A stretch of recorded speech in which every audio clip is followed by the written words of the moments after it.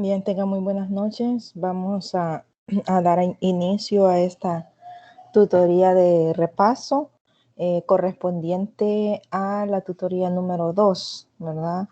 Estábamos pendientes con esta tutoría por el tiempo, ¿verdad? Que se dio el espacio para el examen de admisión, ¿verdad? Recuerden que del 10 al 18 no hubo actividades, por lo que teníamos previsto, ¿verdad? La tutoría de repaso el miércoles 14, dado que no se pudo porque estaba dentro de el periodo de no actividad. Se pospuso para este día, ¿verdad? Espero que se vayan conectando para poder dar inicio, ¿verdad? Vamos a dar unos minutitos para que se puedan conectar, ¿verdad? Y se les pueda atender con las consultas o dudas que tengan con respecto a actividades, material, etcétera, ¿verdad? Vamos a esperar entonces y mientras esperamos les presento ahí la portada, ¿verdad? De la tutoría número 2 de repaso de didáctica específica de la matemática 2.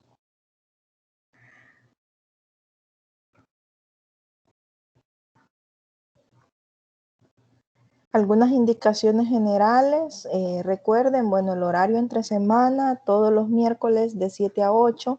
Yo estoy pendiente de sus consultas y dudas y trato de responderles a la brevedad, ¿verdad? En el instante.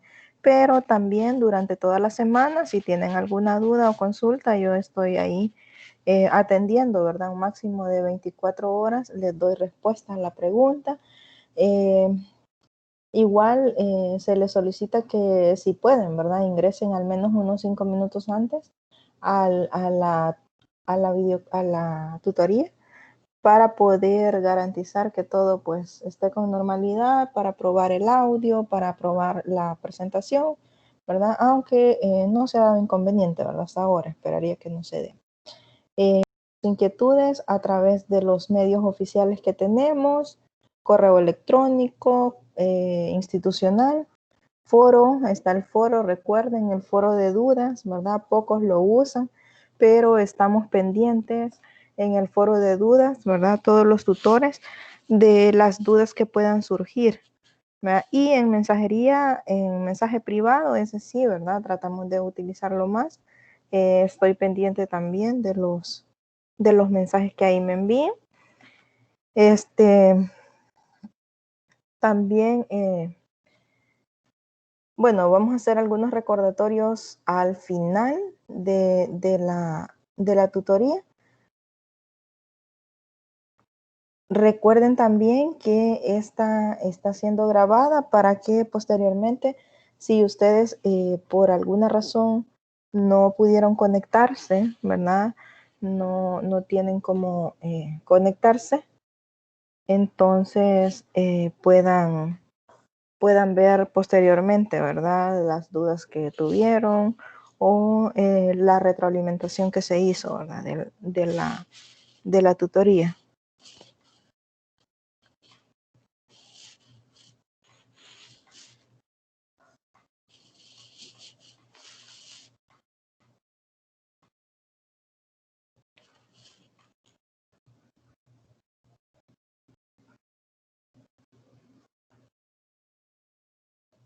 Bien, entonces voy a esperar 2 minutos más y damos inicio a esta tutoría.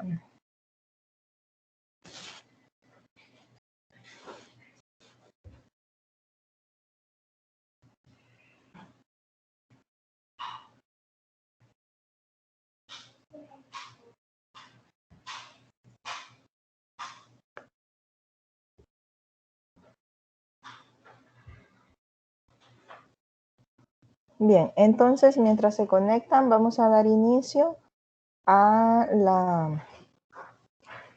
A la tutoría de esta noche es correspondiente, les decía, a la tutoría 2, ¿verdad? Tutoría de repaso de la asignatura didáctica específica de la matemática.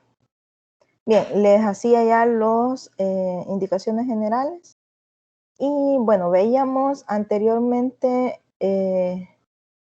las recomendaciones didácticas sobre el manejo del error en el aula, ¿verdad? Ustedes hicieron un ensayo, me pareció muy interesante, ¿verdad? Leer el ensayo que hicieron cada uno de ustedes, los aportes que dieron, ¿verdad? Las experiencias vividas, ¿verdad? Entonces, muy interesante, los felicito porque hicieron un muy buen trabajo sobre el error en el aula, ¿verdad? En la universidad, dice, en Francia, se consideran al menos 3 modelos pedagógicos.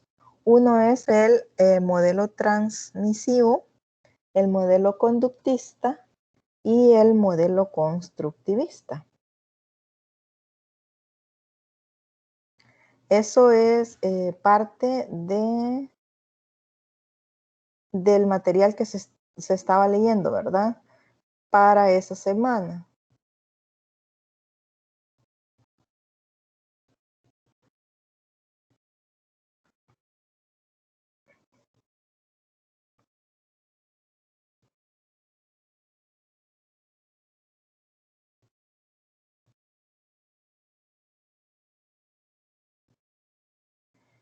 Hablamos que el modelo transmisivo, el error es considerado como una equivocación, ¿verdad? Dentro de un sistema que funciona bien, no debe haber equivocaciones, ¿verdad? De eso se habla el modelo transmisivo, ¿verdad? Que el error se ve como algo que malo, ¿verdad? Algo que el alumno ha fallado, el error se castiga, ¿verdad? Es algo negativo en el modelo transmisivo, donde solo se transmite el conocimiento y por lo tanto, si no se ha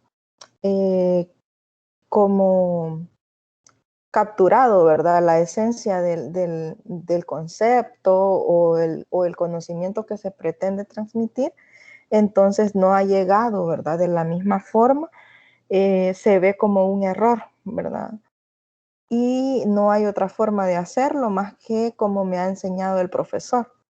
Si a ustedes les enseñaron una forma de hacer, digamos, cierto procedimiento para encontrar la respuesta a un problema matemático, pero existen otros, pero como el profesor dijo que era ese, si lo hace de otra manera, pues es un error, ha fallado, eso está mal. En el caso del modelo conductista, ya se ve el error como algo que está ya previsto, ¿verdad?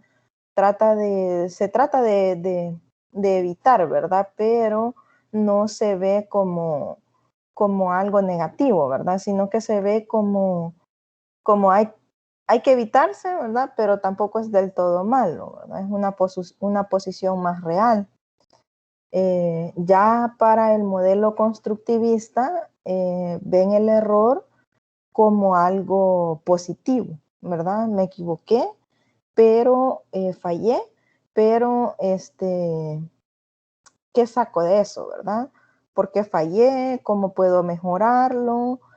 ¿Cómo puedo evitar ese error? Y eso nos ayuda a progresar, ¿verdad? Eso es en el caso del modelo constructivista.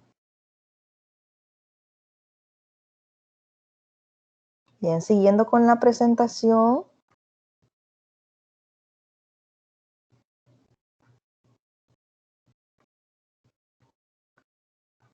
También les hablaba sobre los errores frecuentes que determinar de manera empírica y también mediante el estudio de instrumentos de evaluación, ¿verdad? Uno de ellos es a partir de la experiencia, ¿verdad? Cuando el error se realiza de manera frecuente, ¿verdad? Entonces se determina a partir de la experiencia que tiene el docente en su práctica educativa. Ya sabemos, ¿verdad? Que como los estudiantes en qué parte podrían fallar, cuál es el error que podrían cometer, ¿verdad? Por ejemplo, en el caso de las multiplicaciones, ¿verdad? Ya sabemos en cuál, digamos, tabla de multiplicar los estudiantes tienen más dificultad, cuál se les facilita y no se van a confundir, etcétera, ¿verdad?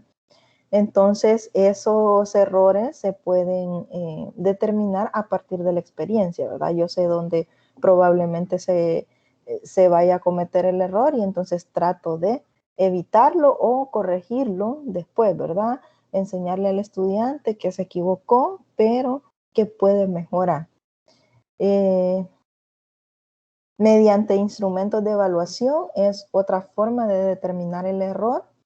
Si determinamos mediante instrumentos de evaluación, si se hace de manera frecuente, si se comete de manera frecuente el error, se puede determinar haciendo un estudio con instrumentos de evaluación que se basen en las respuestas que son incorrectas, que siempre se dan, ¿verdad? De forma recurrente y que la mayoría de los estudiantes, al formularle esas preguntas, se reiteradamente, ¿verdad? Cometen el error. Entonces se puede hacer por medio de un instrumento y también cuando se relaciona con un contenido en particular. Cuando un error frecuente se relaciona con un contenido en particular, digamos una disciplina específica, digamos, algo específico, ¿verdad? Del contenido, por ejemplo, despeje de variables, ¿verdad? Estamos ante un error recurrente, ¿verdad? O a un error frecuente que se está relacionando con el contenido en sí, ¿verdad? No es que el alumno siempre se equivoca, sino que en ese contenido se da ese tipo de error, ¿verdad? Los grupos de alumnos que desarrollan un proceso de enseñanza-aprendizaje similar, grupos de la misma región o alumnos determinado, esta manifestación pues es más específica, es lo que dice el documento. De acuerdo con la causa que provocan los errores frecuentes, estos se pueden agrupar entre grandes grupos. Están los didácticos, los de contenido y los personificados.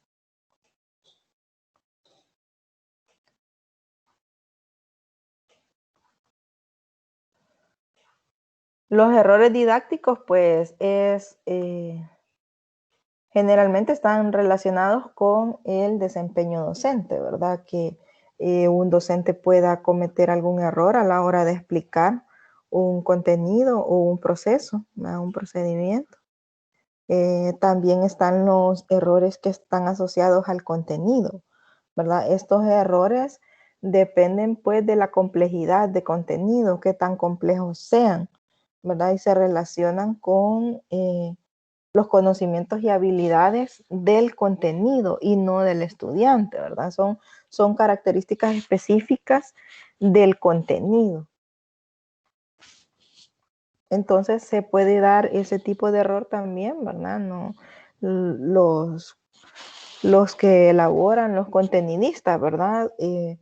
Pues son seres humanos, igual que todos, y pues pueden equivocarse a la hora de poner algún ejercicio, ¿verdad? O a la hora de digitarlo, probablemente falte un dato, un error en cuanto al dato existente, ¿verdad? Que le faltaba un número o era, digamos, 53 y le pusieron 35, etcétera, ¿verdad? Y están los personificados, que estos ya son errores ya del desempeño del estudiante, ya tienen que ver más con el saber del estudiante en particular, ¿verdad? El saber y el saber hacer, ¿verdad? ¿Qué tanto sabe? ¿Qué tanto puede él hacer, verdad? Si se equivoca en cuanto a la resolución, digamos, de un ejercicio, ya es errores personificados. Hablábamos también en la de que los problemas tienen los siguientes componentes: las metas, los datos, las restricciones y los métodos.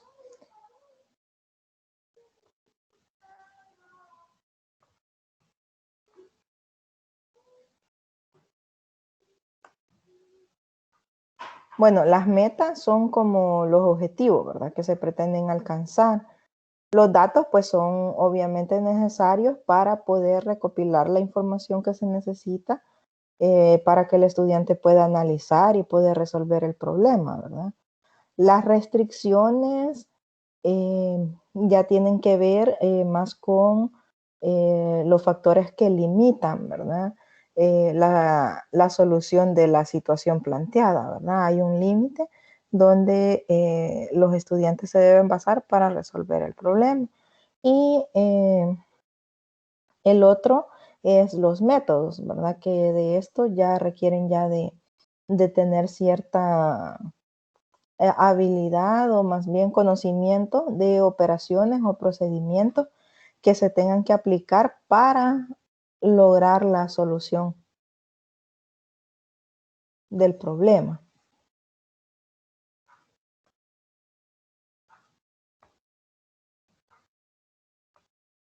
Bueno, también el CENAMEC plantea características de un problema matemático. Una de ellas es que plantea cuestiones que permiten desarrollar el razonamiento matemático en situaciones funcionales y no las que solo ejercitan el escolar en cálculos complicados, ¿verdad? Entonces, sino que aplique, ¿verdad?, ese conocimiento o ese desarrollo de la lógica matemática. Permite al que lo resuelve descubrir, recolectar, organizar, estructurar hechos y no solo memorizar. Entonces, un problema matemático no es solo de memorizar, sino que hay que analizarlo, hay que buscar qué datos son los que voy a necesitar de ese problema, cómo puedo descubrir algunos datos que no tengo, cómo voy a recolectar toda esa información, la voy a organizar para poder resolverlo, ¿verdad? También tiene un lenguaje claro y el vocabulario es corriente y preciso. No es como sin ambigüedades, pues no es algo como vocabulario extraño al estudiante o al problema matemático en sí. El grado de dificultad depende, ¿verdad?, del desarrollo del educando, ¿verdad? Es decir, no vamos a poner, decíamos en la tutoría, ejercicios ¿qué? Integrales, derivadas, a estudiantes de tercer ciclo, ¿verdad? Entonces, igual no le vamos a poner divisiones a un niño de primer grado. Entonces, todo tiene que ver, la dificultad, el grado de dificultad de un problema matemático tiene que ir en correspondencia con el desarrollo del estudiante, ¿verdad? El nivel que tenga. Proponer datos de situaciones reales también. Esto es muy interesante porque si se proponen datos de situaciones reales o que tienen que ver con el entorno del estudiante, el estudiante lo toma más personal, ¿verdad? El problema y lo puede resolver de manera más fácil, a lo mejor, por el lenguaje que se emplea, porque está hablando del ámbito en el que él se mueve, ¿verdad? O en el que él vive, del entorno en el que él vive, y se hace una idea, ¿verdad?, antes de resolverlo, de qué se trata el problema. Entonces, eso permite un aprendizaje significativo. Otra característica es que no se reduce a soluciones que lleven solo a la aplicación de operaciones numéricas. Puede ofrecer la oportunidad de localizar datos en tablas, gráficos, dibujos, etcétera, que el problema no da, pero no, pero son necesarios para su solución. Entonces, no solamente es resolver el problema y obtener una solución, ¿verdad?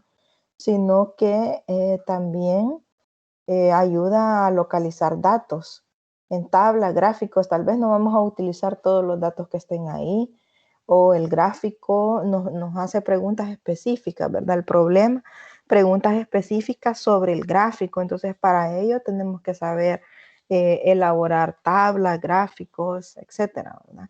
O si ya está el dibujo, eso nos permite poder entender mejor el problema matemático, ¿verdad? Entonces, esa es una característica muy importante. No solamente es llegar a una solución a partir de operaciones numéricas.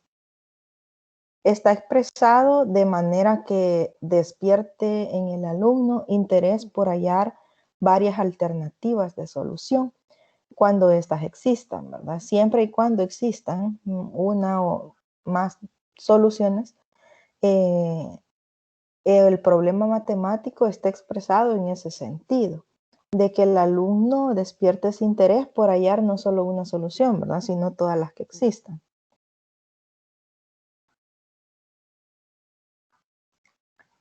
También habla de que no hay un marco explicativo completo sobre cómo interrelacionar los variados aspectos del pensamiento matemático, dice. En contexto, parece haber un acuerdo general sobre la importancia de estos 5 aspectos. Tenemos los 5 aspectos ahí. El primero de ellos es el conocimiento de base. Es decir, los recursos, ¿verdad?, que se tienen para entender el comportamiento individual de una persona ante una situación matemática. Se necesita saber cuáles son las herramientas matemáticas que tiene a su disposición, ¿verdad? Cuál es la información relevante, cómo accede a esa información, cómo la utiliza. Entonces tiene que tener ese conocimiento de base, ¿verdad? Es decir, que todos los hallazgos que tenga de la investigación que haya hecho sobre el problema en sí, ¿verdad?, son los recursos con los que cuenta, ¿verdad? La otra es las estrategias de resolución de problemas. Las estrategias de resolución de problemas habla el material sobre las estrategias heurísticas. Habla de diferentes pasos. El primero de ellos dice que es comprender el problema. Después de comprenderlo, hay que diseñar un plan para resolver el problema, ¿verdad? Después poner en práctica ese plan y poder examinar la solución, ¿verdad? Se puede checar el resultado, puede haber otro resultado, se puede usar el resultado para otros problemas, etc. Entonces son 4 pasos de los que nos hablan ahí en las estrategias de resolución de problemas: comprender el problema, diseñar un plan, ponerlo en práctica, el plan obviamente, y examinar la solución. El otro aspecto importante es los aspectos metacognitivos.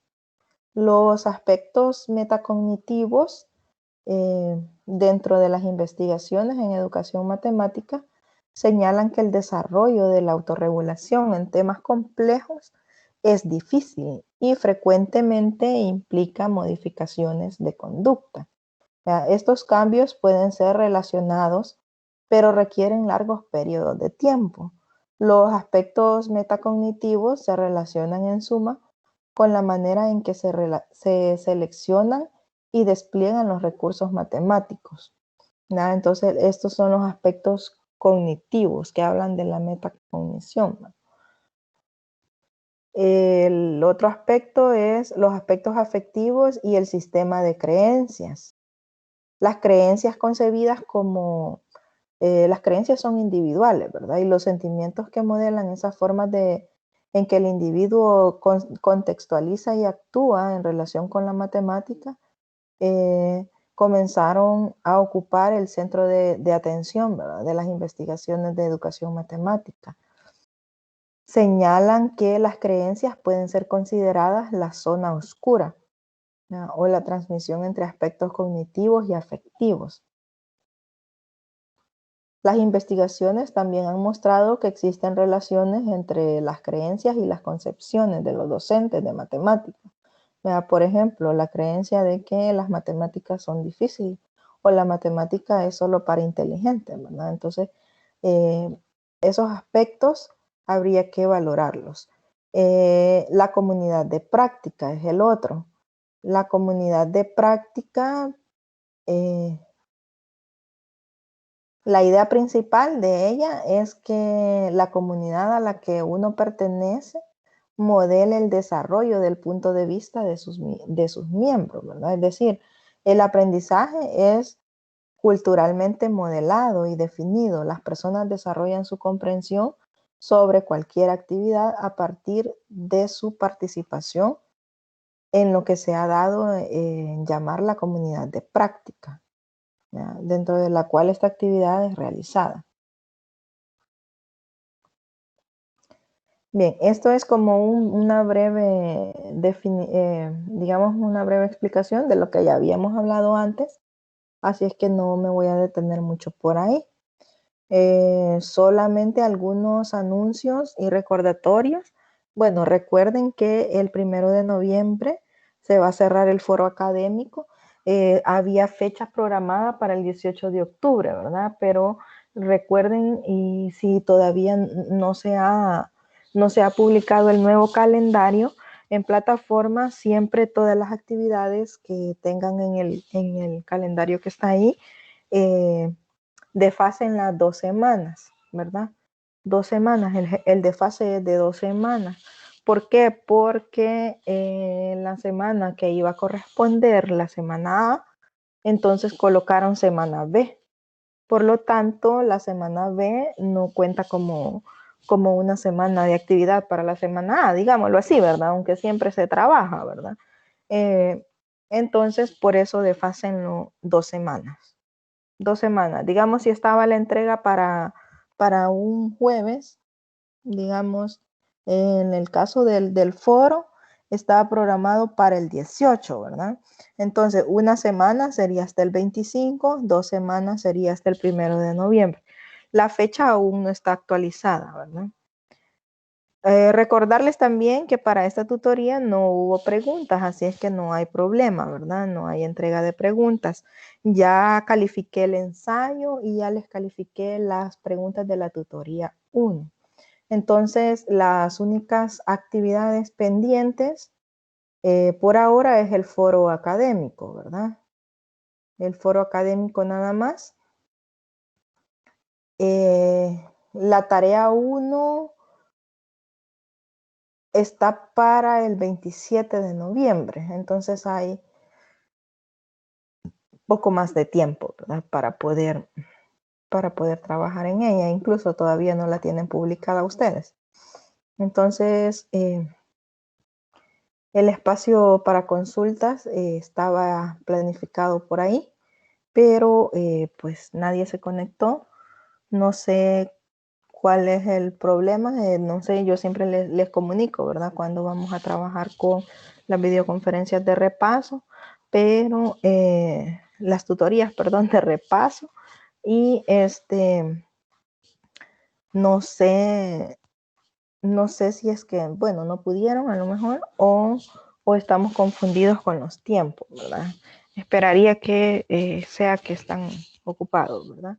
Cualquier cosa me pueden escribir a mi correo electrónico wendy.contreras@us.edu.sv, o me pueden escribir en mensaje privado en plataforma. El foro de consultas está abierto para que puedan consultar, ¿no? Agradecerles que hayan visto la grabación de la tutoría y nos vemos la próxima tutoría la tendremos el 31 de octubre, ¿verdad? Entonces estén pendientes por ahí.